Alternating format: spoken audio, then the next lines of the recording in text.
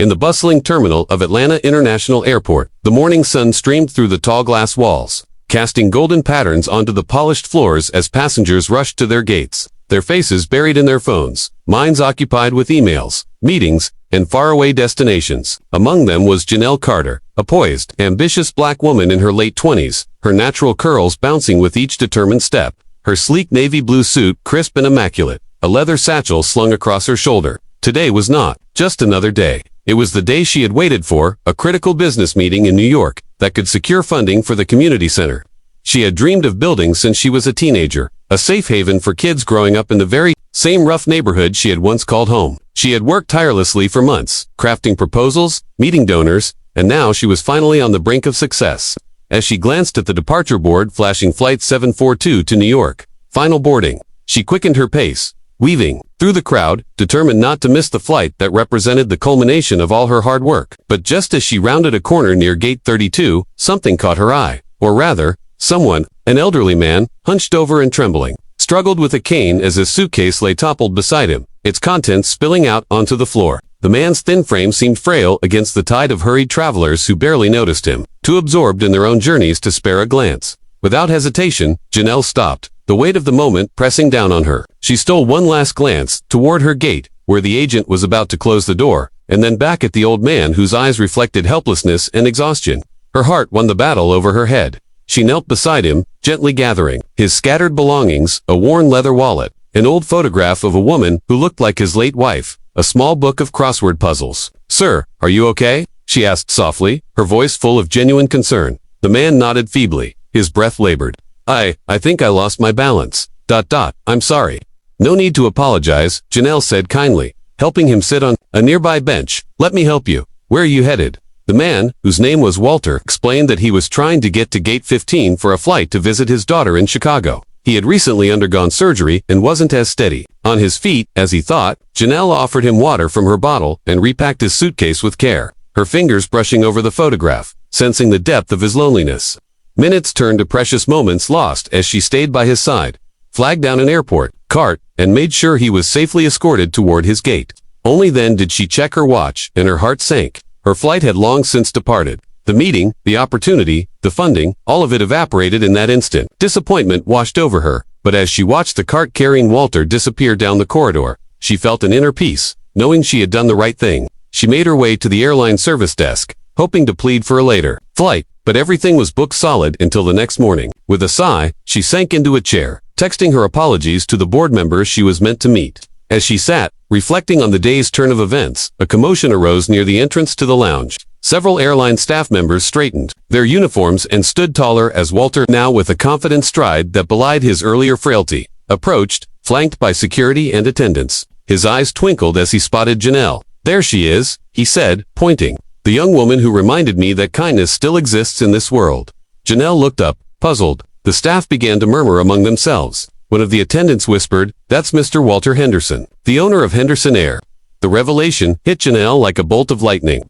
The elderly man she had helped wasn't just any passenger. He was the man who owned the very airline whose flight she had missed.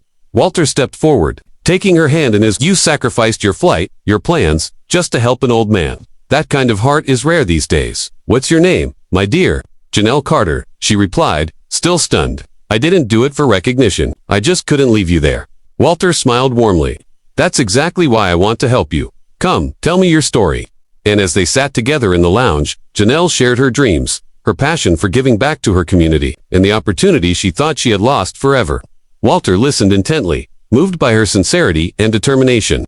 By the time their conversation ended, Walter had already decided. This was a woman he wanted to support, not just with words, but with action. He picked up his phone, gave a few quick instructions to his assistant, and turned back to Janelle. "You won't need to worry about funding anymore," he said gently. "We're going to make your dream a reality." And in that moment, Janelle realized that sometimes, the detours we fear the most lead us exactly where we're meant to be.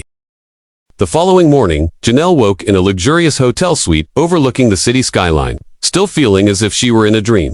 The events of the previous day played through her mind: the missed flight, the chance encounter with Walter Henderson, and the astonishing promise that her lifelong dream would finally come true. She stepped out onto the balcony, breathing in the crisp morning air, and allowed herself a small smile. But beneath the excitement, a new emotion stirred: responsibility. With opportunity came expectation, and Janelle was determined not to let down the man who had shown her such faith. After a quick breakfast, Janelle met Walter's assistant in the hotel lobby. The assistant handed her an envelope containing a first-class ticket to New York, a handwritten note from Walter encouraging her to continue her mission, and an invitation to meet with Henderson Air's executive board.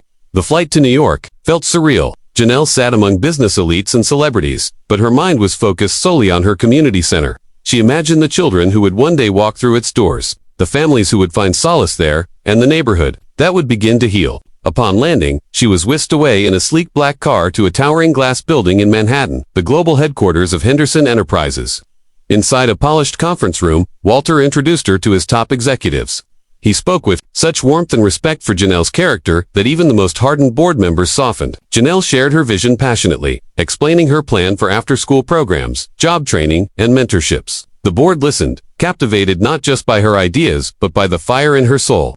By the end of the meeting, Walter announced that Henderson Air would fully fund the community center, and more. They would partner with other businesses to create scholarships, internships, and grants for underprivileged youth. The room erupted in applause, but Janelle's heart was focused on one thing: the people she would now be able to serve. Returning home days later, Janelle found herself greeted by news cameras and cheering neighbors who had heard of her incredible story. The empty lot she had once walked past with a heavy heart was now bustling with construction crews, architects, and volunteers inspired by her journey. Janelle rolled up her sleeves and worked alongside them, every brick laid reminding her of the old man in the airport who had changed her fate. But success didn't come without challenges. As the project grew, so did scrutiny. Some questioned whether she was ready to manage such a large endeavor. Others doubted her intentions, accusing her of chasing fame. Janelle felt the weight of these doubts, but she remembered Walter's words: "Stay true to your purpose, and let kindness be your compass." She persevered, hosting community meetings, listening to concerns, and adjusting plans to meet real needs. She hired local workers, gave opportunities to struggling families, and remained humble despite the spotlight. Walter visited often, quietly supporting her without overshadowing her leadership. He became not just a benefactor but a mentor, teaching her the complexities of running large projects while reminding her always to lead with heart. When the grand opening finally arrived, it was a day of celebration. The center stood as a symbol of hope. Vibrant murals painted by local artists adorned the walls. Children's laughter echoed through the halls, and families gathered in the new park built beside it. Janelle stood on the stage, tears in her eyes, as she thanked the community, the volunteers, and of course, Walter, who stood at the back of the crowd, his cane in hand, smiling proudly. She spoke of the power of small choices, of how one act of kindness had set into motion a series of events that changed countless lives. As the sun set that evening, casting a golden glow over the center, Janelle walked the grounds, taking it all in. A little boy ran up to her, hugging her tightly. "Thank you for building this place," he said.